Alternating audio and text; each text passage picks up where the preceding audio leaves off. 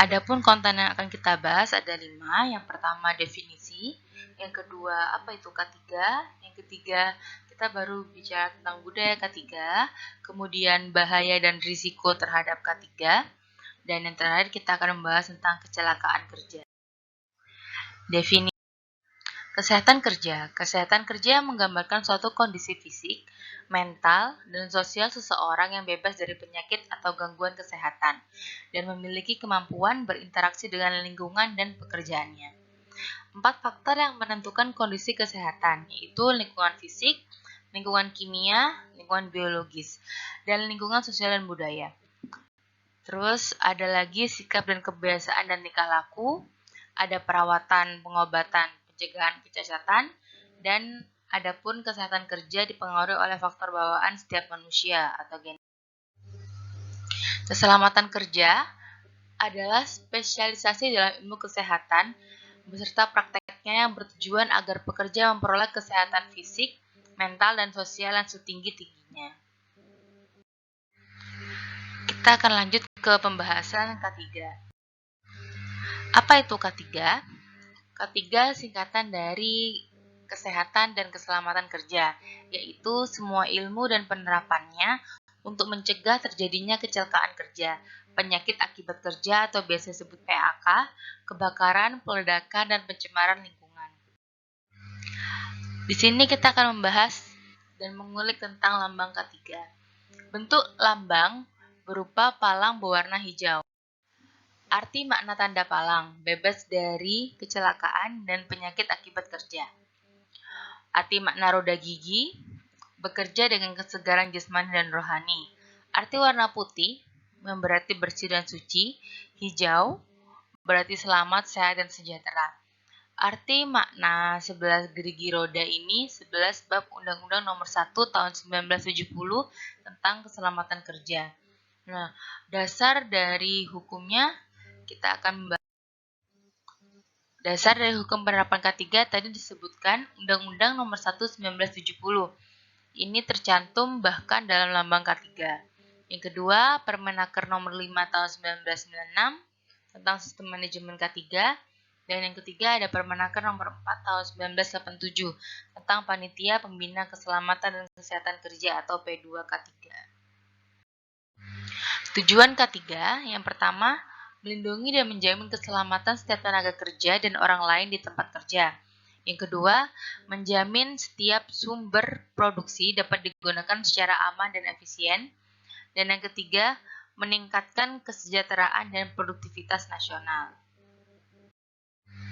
Mengapa kita butuh K3? Karena penyebab kecelakaan kerja pada umumnya disebabkan adanya sikap dan perilaku pekerja yang tidak aman, ataupun kondisi lingkungan kerja yang tidak aman. Hal ini tentunya diakibatkan oleh beberapa hal, misalnya menggunakan alat pelindung diri yang tidak mengikuti prosedur, tidak mematuhi peraturan kerja yang sudah ditetapkan, atau memaksakan diri terhadap kondisi fisik yang lelah untuk bekerja. Menurut perkiraan terbaru yang dikeluarkan oleh Organisasi Perburuhan Internasional atau biasa disebut ILO, 2,78 juta pekerja meninggal setiap tahun karena kecelakaan kerja dan penyakit akibat kerja. Sekitar 86,3% dari kematian ini dikarenakan penyakit akibat kerja. Sementara di Indonesia, rata-rata per tahun 19.000 kasus kecelakaan kerja. Dari total jumlah itu, sekitar 70% berakibat fatal, yaitu kematian atau cacat seumur hidup. Jadi sudah jelas mengapa kita setiap bekerja membutuhkan K3 dimanapun kita bekerja nantinya. Sekarang kita akan membahas tentang budaya K3. Budaya K3 adalah kombinasi dari sikap, nilai, keyakinan, norma, dan persepsi dari para pekerja dalam sebuah organisasi yang memiliki keterkaitan secara bersama terhadap K3 dan penerapannya. Menurut Clark 2000, tahun 2000. Elemen pembentuk pengaruh budaya K3 ada aspek psikologis pekerja, nanti kita akan bahas di belakang, aspek perilaku, dan aspek organisasi dan situasi. Faktor pengaruh budaya K3, yang pertama, komitmen pimpinan. Tanpa komitmen ini, maka percuma saja membuat program atau sistem K3. Mungkin bisa dibuat, tapi hasilnya akan nihil atau semu. Peran komitmen pimpinan di sini akan terlihat dari prioritas program atau aktivitas saat planning, sehingga perusahaan yang beresiko tinggi biasanya menjadikan K3 sebagai nilai utama.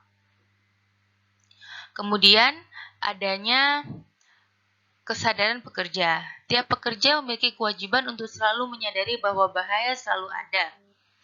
Kemudian, kesadaran pekerja biasanya diuji saat pekerja diharuskan memenuhi prosedur K3 saat bekerja. Semisal identifikasi bahaya, SOP, penggunaan alat pelindung diri, dan sebagainya. Ada pendekatan apresiasi award and punishment terhadap pekerja yang baik dalam performa K3. Lalu ada kepatuhan regulator. Tiap negara, termasuk Indonesia, memiliki aturan-aturan mengenai K3 untuk menjamin rakyatnya selamat saat bekerja. Namun yang paling penting adalah aturan-aturan ini harus betul-betul ditegakkan dan diterapkan. Pemerintah harus selalu memonitor tiap perusahaan mengenai penerapan aturan ini. Makanya disebutnya kepatuhan regulator. Adapun di subbab terakhir ada passion profesional K3. Perlunya peran ini, terutama yang bergelut di industri, beresiko menengah atau tinggi. Jadi ini biasanya terdapat dalam departemen SHE atau HSE atau HES atau EHS, tergantung penyebutannya bagaimana. Dalam penerapan yang krusial SMK3. SMK3 akan kita bahas pertemuan selanjutnya.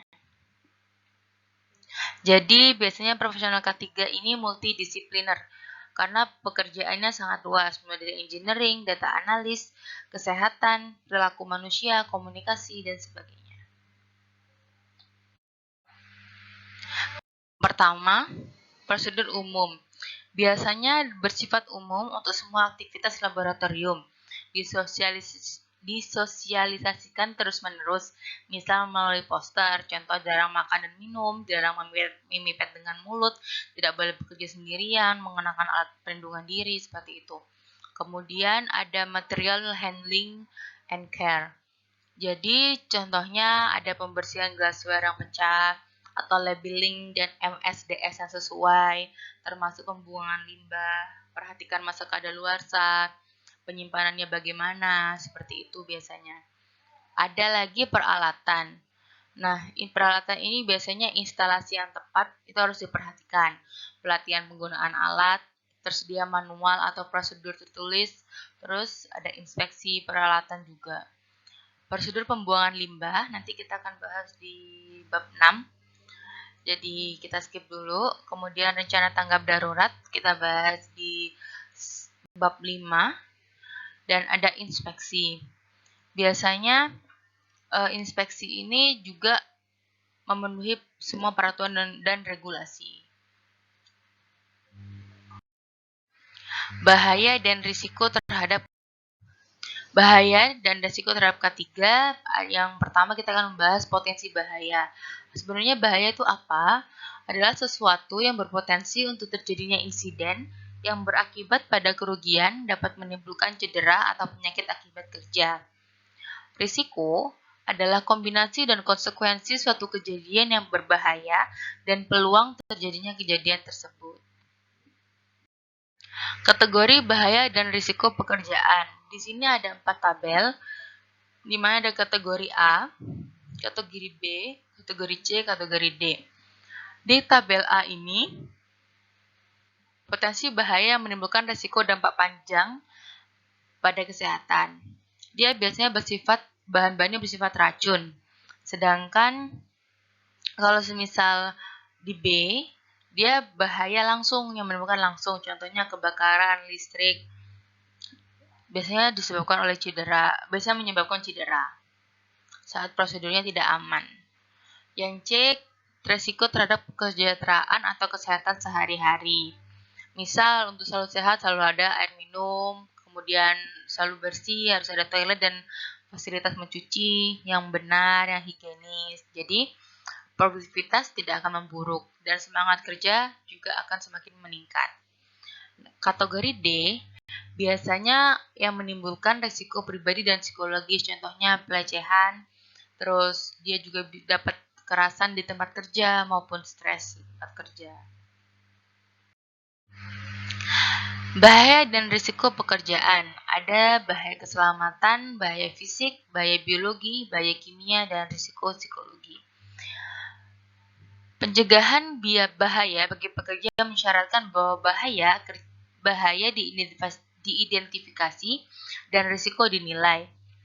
Jadi dapat dilakukan langkah-langkah pengendalian risiko yang tepat diadopsi melalui sistem manajemen K3 yang komprehensif. Berikut adalah merupakan jenis-jenis bahaya fisik dan psikososial yang sangat mengancam pekerja. Bahaya keselamatan yang pertama. Bahaya keselamatan berpotensi menyebabkan cedera langsung, misal luka bakar, luka memar, patah tulang, cedera, trauma di kepala, kesulitan bernafas. Adapun bahaya fisik biasanya seperti jenis pencahayaan tertentu, kebisingan, getaran, suhu ekstrim, radiasi bisa juga. Kemudian ada bahaya biologi, termasuk paparan bakteri, parasit, virus, serta hewan berbahaya. Bahaya kimia termasuk gas, debu, asap, uap, dan cairan. Contohnya nanti di laboratorium ada HCl, dia termasuk karena dia menghirup, kita bisa menghirup dengan banyak.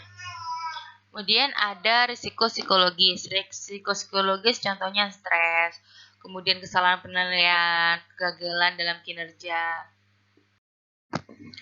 Identifikasi bahaya.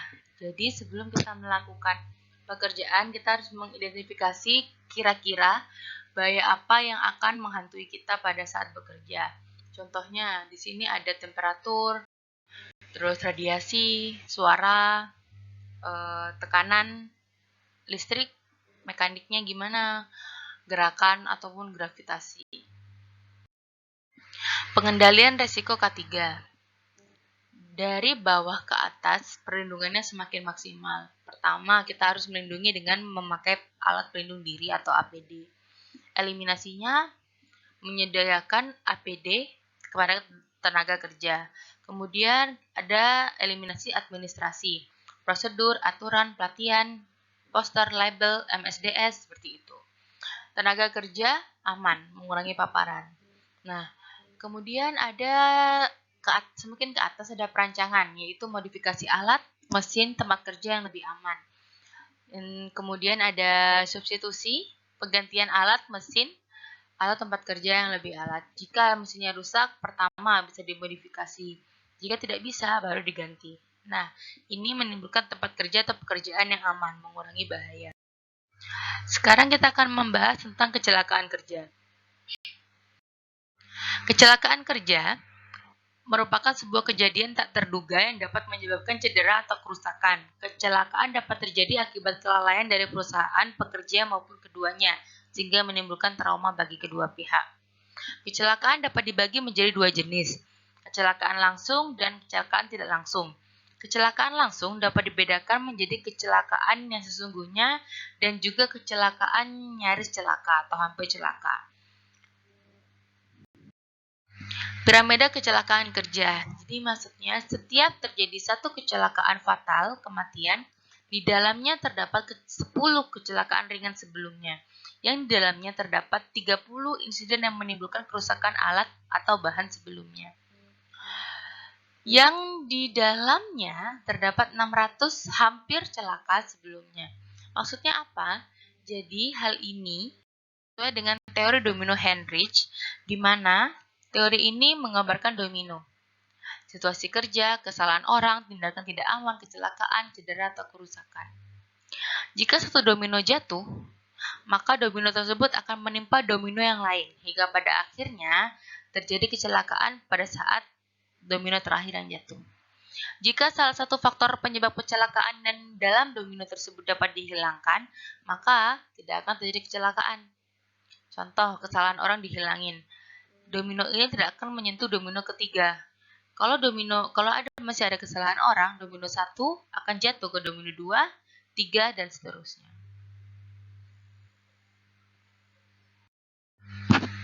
Upaya pencegahan kecelakaan kerja.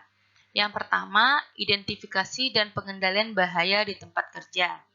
Bisa pemantauan kondisi tidak aman, pemantauan tindakan tidak aman, kemudian ada pembinaan dan pengawasan. Biasanya pelatihan dan pendidikan, terus konseling seperti itu. Ada juga pengembangan sumber daya. Sistem manajemen, nanti kita akan bahas di pertemuan selanjutnya, yaitu prosedur aturan, penyediaan sarana dan prasarana, maupun penghargaan sanksi.